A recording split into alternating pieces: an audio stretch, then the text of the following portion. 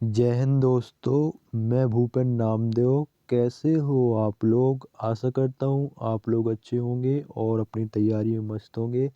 जैसा कि आप स्क्रीन पर देख रहे हो, यह पेपर एसएससी जीडी का प्रीवियस ईयर का पेपर है।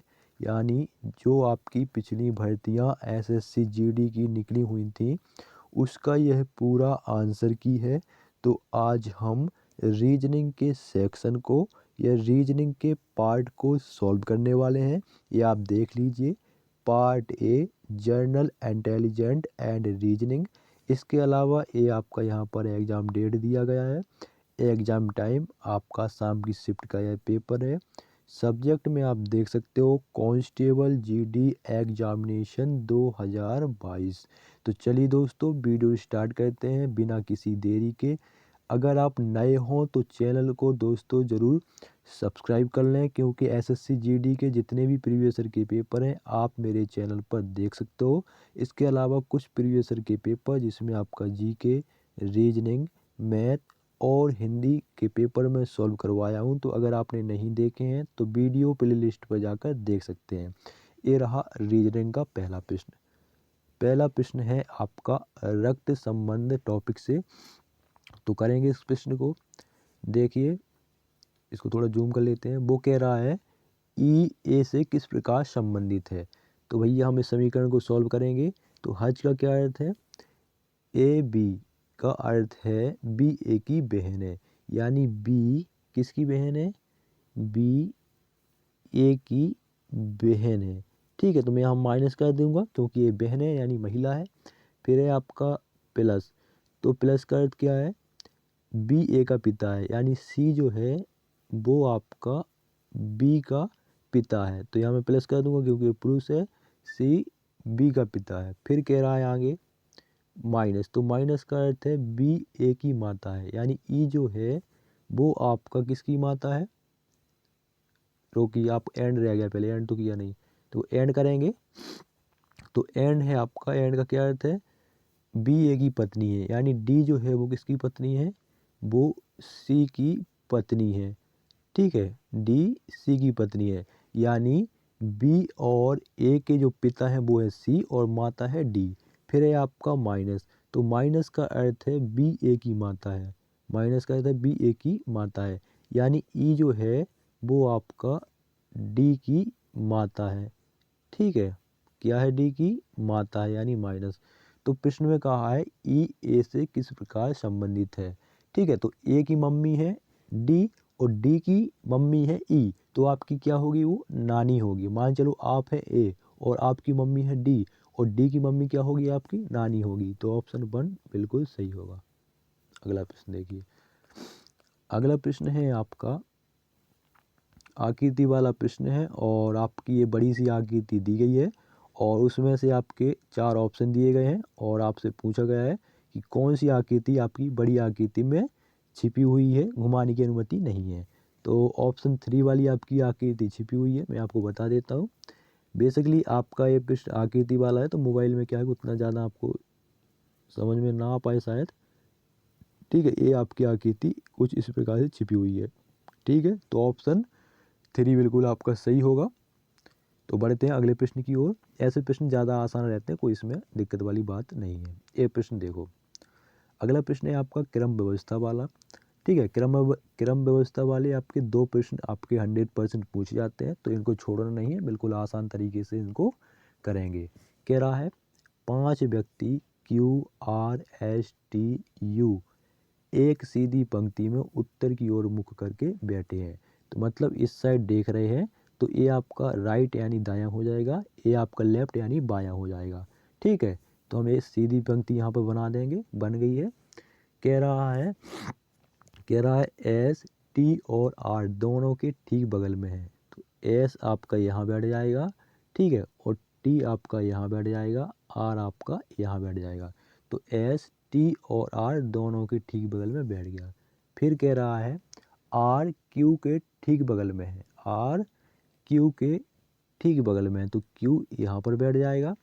ठीक है, फिर कह रहा है यदि क्यू पंक्ति के अंतिम दांँ सिरे पर हो, तो बिल्कुल आपका क्यू अंतिम दांँ सिरे पर ही है, तो अंतिम बाएं सिरे पर कौन होगा। तो बचा कौन सा है, बचा है आपका यू। 5 व्यक्ति हैं, 4 व्यक्ति बैठ गए, बचा है आपका यू। तो यू आपका जब अंतिम दाएं सिरे पर क्यू बैठा है तो अंतिम जब क्यू बैठ गया तो उस साइड तो बैठ नहीं पाएगा, तो बाएं पर ही बैठेगा, तो अंतिम बाएं पर कौन बैठेगा, यू बैठेगा। तो ऑप्शन 3 आपका यू बिल्कुल सही होगा। ठीक है, अगला प्रश्न देखिए। कोई भी प्रश्न अगर आपको समझ में ना आए तो बेझिझक आप पूछ लीजिएगा, कोई दिक्कत वाली बात नहीं है। अगला प्रश्न है आपका सीरीज वाला, और सीरीज वाले प्रश्न आपके 3 से 4, किसी में 2 से 3, किसी किसी शिफ्ट में आपके पूछे गए हैं। ठीक है, तो सीरीज वाले प्रश्न आपको अच्छे से जरूर करने हैं। तो प्रश्न है आपका, देखो ई से हो गया जी, तो ई आता है 5 पर, जी आता है आपका 7 पर।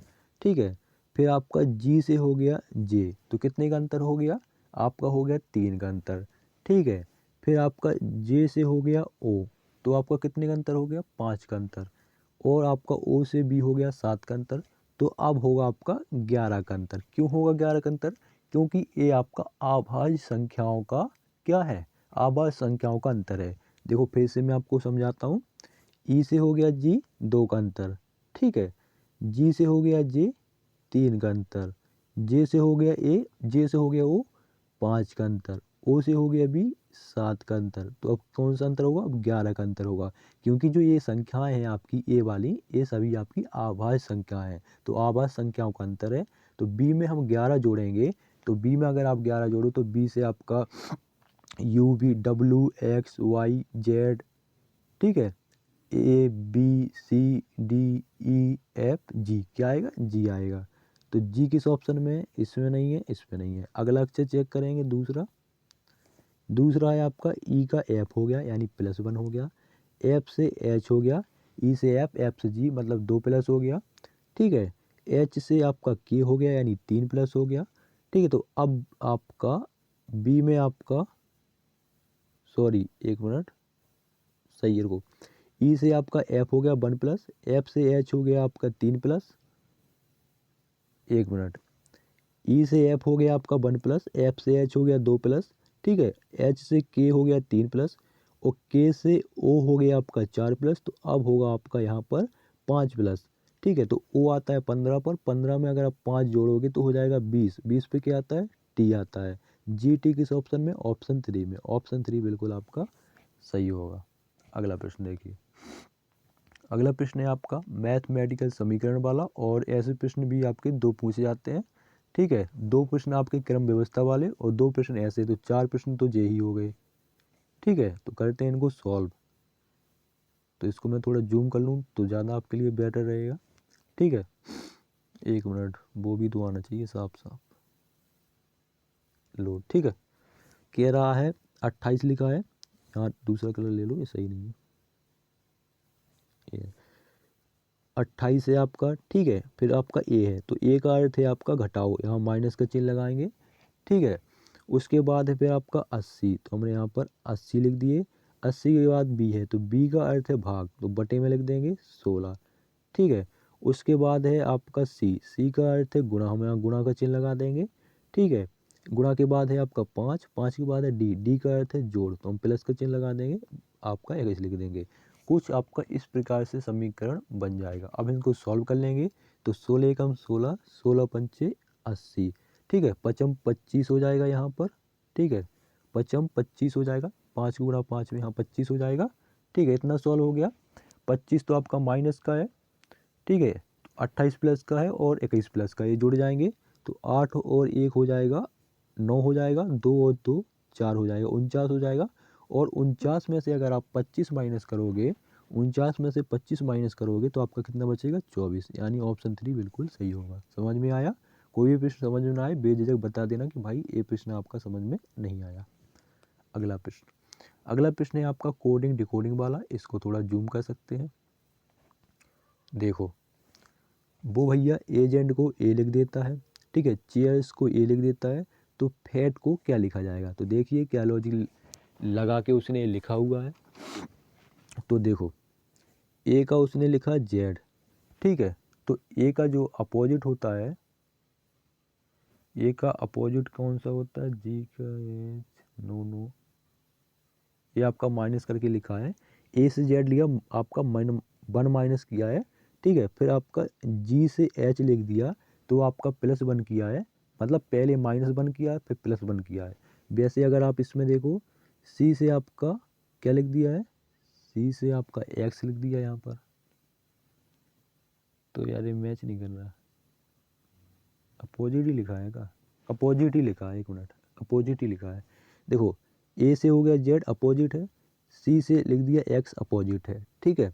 फिर क्या किया उसने, जी का लिख दिया जेड, जी का लिख दिया एच यानी प्लस वन कर दिया, और एच का लिख दिया आई प्लस वन कर दिया। मतलब पहली संख्या अपोजिट है और दूसरी संख्या प्लस वन है, ठीक है। तो पहली संख्या क्या है, अपोजिट है, तो एफ का अपोजिट क्या होता है, यू, और दूसरी संख्या क्या है, प्लस वन है, तो ए का हो जाएगा बी। तो यू बी किस ऑप्शन में, इसमें नहीं, इसमें नहीं, इसमें नहीं, ऑप्शन फोर बिल्कुल सही, ठीक है। तो ऑप्शन फोर आपको पता चल गया, यू बी। बढ़ते हैं अगले प्रश्न की ओर, और चाहो तो आप आगे भी सॉल्व कर सकते हो, लेकिन आगे सॉल्व करने का कोई इसका मतलब नहीं है, टाइम बर्बाद करना कुछ नहीं, क्योंकि 1 घंटे का वहाँ टाइम मिलेगा। अगला प्रश्न देखिए, अगला प्रश्न है, इसको सॉल्व करते हैं बड़े आसान तरीके से। देखो डी डी सभी में समान है, हम काट देंगे इसको। फिर आई आई सभी में समान है, हम आई आई को भी काट देंगे, ठीक है। उसके बाद फिर है आपका एस एस एफ एस, तो कौन पहले आता है, पहले आता है एफ, कितने पर है, 3 नंबर पर है। उसके बाद चारों में एस है, तो फिर है आपका एस एस को हम काटेंगे, ठीक है। फिर आपका टी है, सी है, टी है, आर है, कौन पहले आता है, पहले आता है इनमें से सी, तो सी दूसरे नंबर पे है, ठीक है। उसके बाद है आपका आर, क्योंकि आर 18 पे आता है, वो आएगा 5वें नंबर पर। उसके बाद आपके 2 टी के बच्चे, इन 2 टी को भी काटेंगे, तो आई है तो आई भी काटेंगे, एन है तो एन भी काटेंगे, ठीक है। फिर सी है और जी है, तो सी पहले आएगा तो पहला आपका ये वाला सॉल्व हो जाएगा, फिर आपका 4 नंबर का आ जाएगा। तो 325 14, 325 14 आपका ऑप्शन वन बिल्कुल आपका सही हो जाएगा, ठीक है। अगला देखिए, अगला प्रश्न है आपका दर्पण वाला, और देखिए इसको बिल्कुल आसान तरीके से हम सॉल्व करेंगे।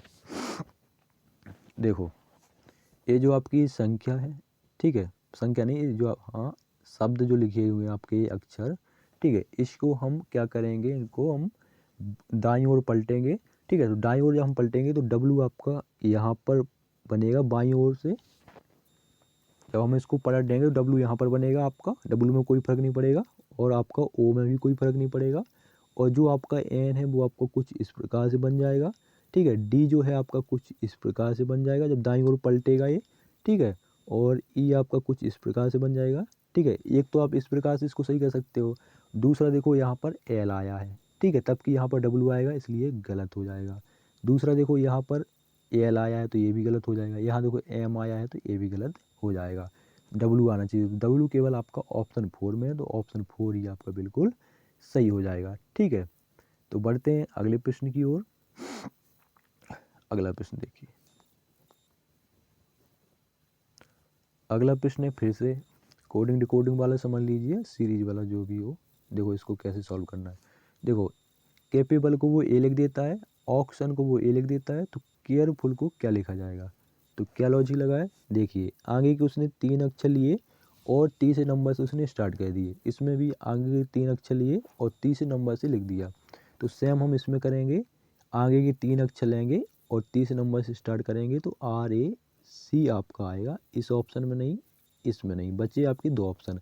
फिर उसने ये जो 3 थे इनको भी उसने क्या किया, इनको भी उसने पीछे से लिख दिया, ठीक है, पीछे से लिख दिया, और इसको भी देखो ये 4 अक्षर हैं, इसको भी उसने पीछे से लिख दिया, और ये भी आपके जो 4 अक्षर हैं इनको भी हम पीछे से लिखेंगे, तो पीछे से ई एफ यू एल, तो किस ऑप्शन में, R A C L U F E, R A C L U F E, option three में, ठीक है। तो ऑप्शन थ्री आपका बिल्कुल सही हो जाएगा।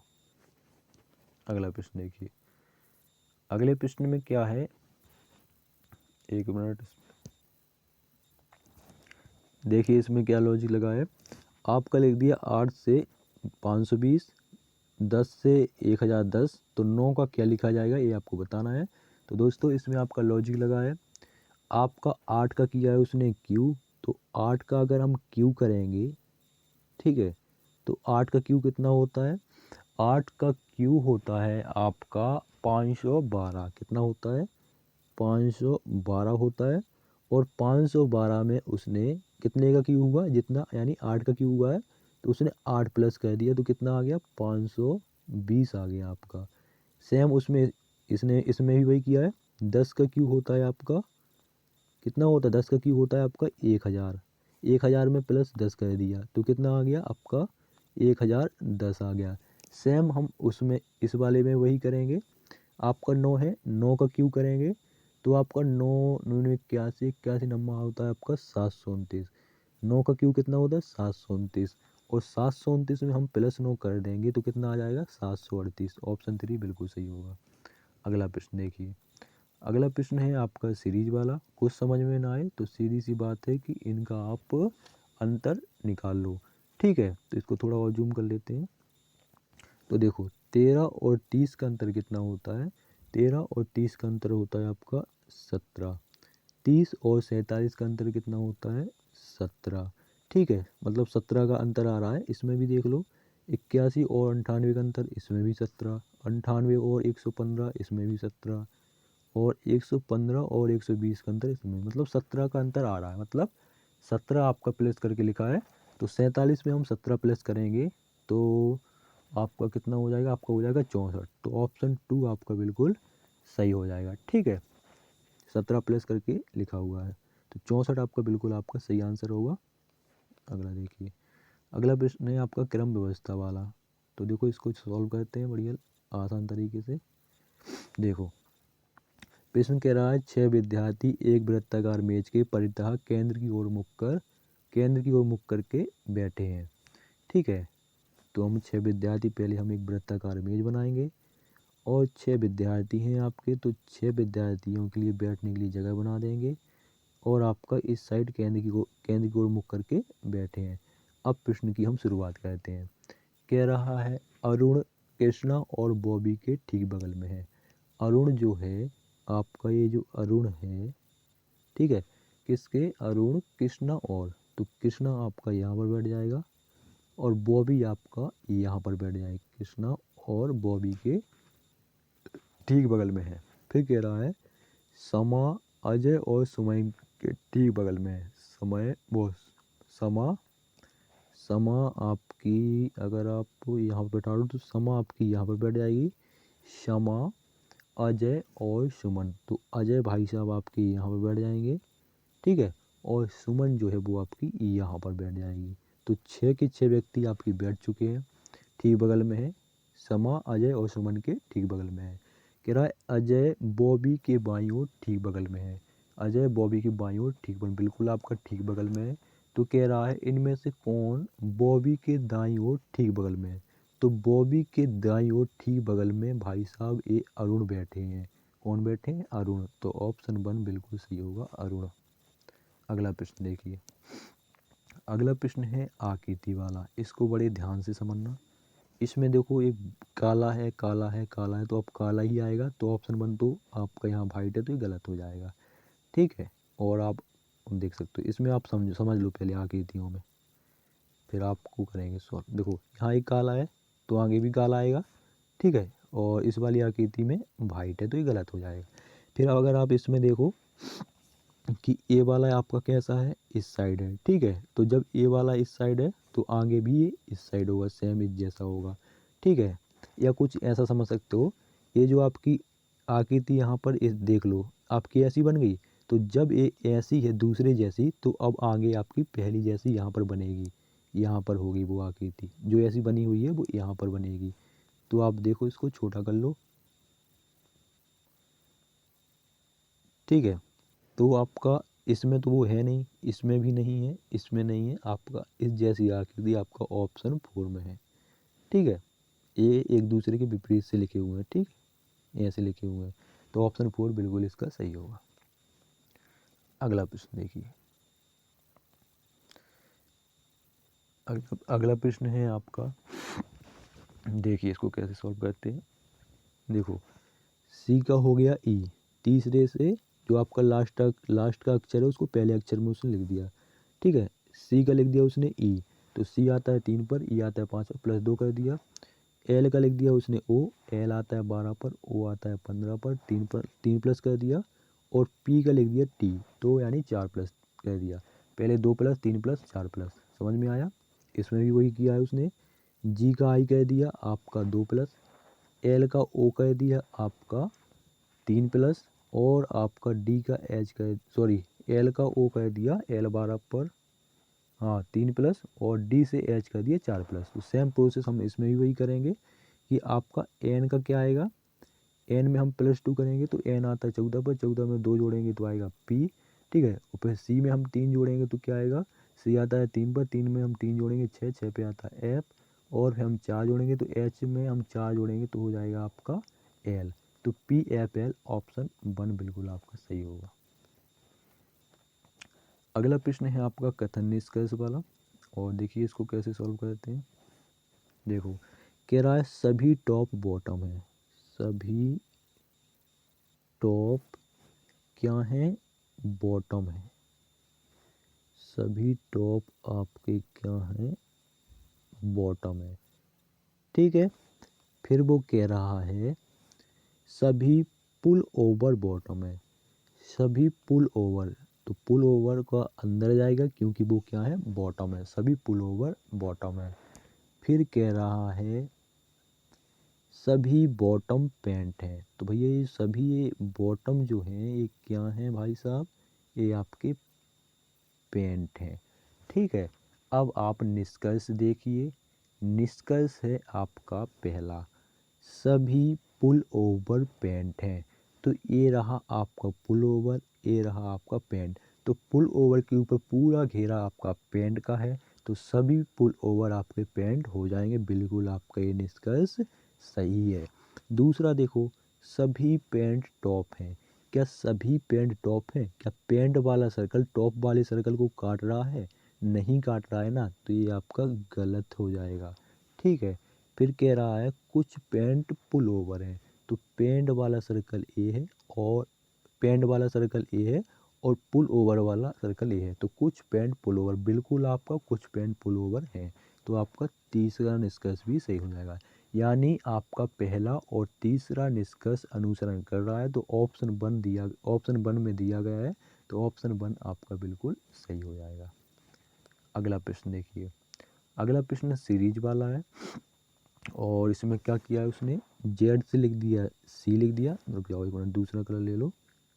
देखो जेड से लिख दिया उसने सी, तो जेड आता है 26 पर, सी आता है 3 पर, यानी +3 किया है, तो सी में हम +3 करेंगे तो क्या हो जाएगा आपका, सी आता है 3 पर, 3 में 3 जोड़ेंगे हो जाएगा 6, 6 पर कौन आता है, एफ आता है, ठीक है। वैसे ही यहाँ पर देख लो, एफ में हम 3 जोड़ेंगे तो हो जाएगा आई, और आई में 3 जोड़ेंगे तो हो जाएगा एल, मतलब वही लॉजिक लगा है।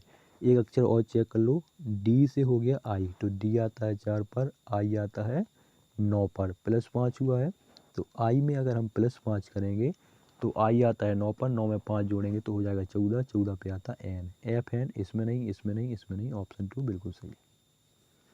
अगला प्रश्न, अगला प्रश्न है आपका सीरीज वाला, ठीक है। तो इसमें भी सिंपल सी बात है, कुछ समझ में ना आए तो इसका अंतर निकाल लो, तो हम इसका अंतर निकालेंगे। तो देखिए अगर आप इन संख्याओं को देखोगे तो ये आपकी क्या है, ये आपकी वर्गमूल संख्याएं हैं, क्यों, क्योंकि आपका ये 2 है, तो आपका ये 2 का वर्गमूल है, स्क्वायर है।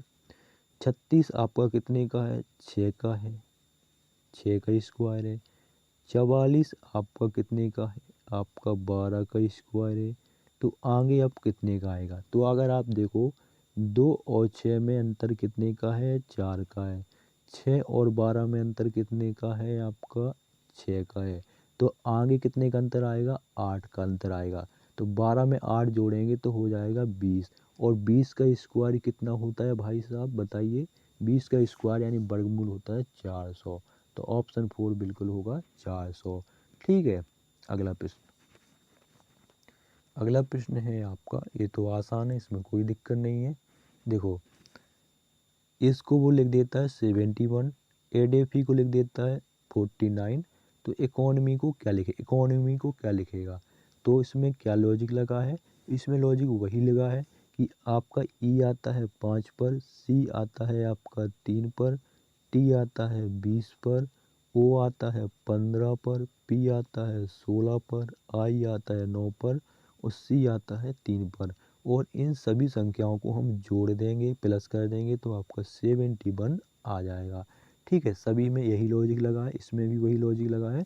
तो सेम यही प्रोसेस करेंगे कि E आता है 5 पर, C आता है 3 पर, O आता है 15 पर, N आता है आपका 14 पर, फिर O आता है 15 पर, और M आता है 13 पर। ठीक है, और आपका Y आता है 25 पर। हम इसको जोड़ेंगे तो आपका 90 यानी 90 आ जाएगा। तो ऑप्शन 1 आपका बिल्कुल सही होगा। अगला प्रश्न देखिए, अगला प्रश्न है पासे का और बिल्कुल आसान प्रश्न है, देख लो इसको। तो उसने कहा है 2 दर्शाने वाले फलक के विपरीत फलक पर स्थित संख्या ज्ञात कीजिए। तो इसमें आप देखो, इसमें आपकी 3 है, इसमें भी देखो आपके 3 है, इसमें देखो आपके 4 हैं, इसमें भी आपके 4 हैं। तो ये संख्याएं आपस में कट जाएंगी, तो 2 का विपरीत हो जाएगा आपका 1। तो ऑप्शन 3 में 1 दिया गया है, तो ऑप्शन 3 आपका बिल्कुल सही होगा। ठीक है, अगला प्रश्न देखिए। अगला प्रश्न है आपका मैथमेटिकल ऑपरेशन वाला, और इसको भी बिल्कुल आसान तरीके से सॉल्व करेंगे। ऑप्शन 1 सही है, तो 3 की जगह 6 लिख देना, 6 की जगह 3। तो 42 है, 42 भागे, रुको जाओ 1 मिनट, 42 है, 42 की जगह भाग है, तो भाग के बाद आपका 3 है, तो 3 को क्या लिखना है, 6 लिखना है। फिर है आपका गुणा, गुणा के बाद ये 6 है, तो 6 को क्या लिखना है, 3 लिखना है। फिर आपका 9 है, -7 है, बराबर में आपका 23 आना चाहिए। ठीक है, तो हम सॉल्व करेंगे। तो आपका 6 कम 6, 6 7 42, 7 का गुणा 3 में करेंगे तो 7 21 हो जाएगा। ठीक है, और 21 प्लस का है, 9 भी प्लस का है, तो जुड़ जाएंगे। तो 21 और 9 हो जाते हैं आपके 30, और 30 में से आपके -7 होंगे तो बचेंगे 23, यानी ऑप्शन 1 ही बिल्कुल सही है। तो दोस्तों, ये थे आपके एसएससी जीडी में पूछे गए रीजनिंग के प्रश्न। वीडियो कैसा लगा कमेंट बॉक्स में ज़रूर बताएं, और अपना स्कोर कार्ड 20 में से कितने अंक आपको बने ज़रूर बताएं। मिलते हैं किसी नेक्स्ट वीडियो में, तब तक के लिए जय हिंद, जय भारत।